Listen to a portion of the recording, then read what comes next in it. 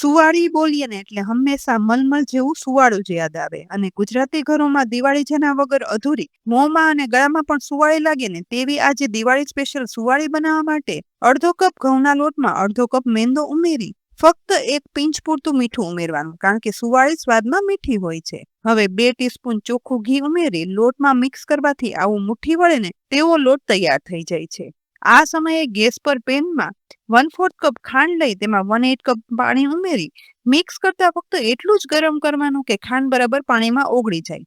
આ સમયે 2 ટીસ્પૂન સફેદ તલ ખાંડના પાણીમાં મિક્સ કરવાના, જેથી સુવાળી તળાવા સમયે તલ અલગ નહીં પડે. બનાવેલા ખાંડના તલવાળા પાણીને સહેજ ઠંડુ થાય ને એટલે ઘીનું મોણ આપી તૈયાર કરેલા લોટમાં ઉમેરતા જવાનું અને એકદમ કઠણ લોટ બાંધી લેવાનો.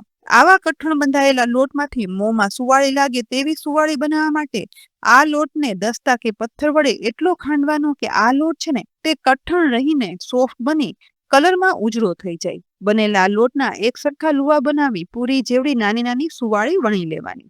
ગેસની લો ટુ મીડિયમ ફ્લેમ પર ગરમ થયેલા તેલમાં તેને તળાતા સુવાળીની કિનારી ગુલાબી બ્રાઉન થાય ને એટલે તેલમાંથી નિતારી લેવાની. સ્વાદમાં મીઠી અને ખાવામાં એકદમ સોફ્ટ, મોંમાં મૂકતા તો ઓગળી જાય તેવી આ સુવાળી બનાવી 15 દિવસ સાચવી શકાય અને દિવાળીમાં તો બધાને સુવાળી ખાવાની મજા આવી જ જવાની છે.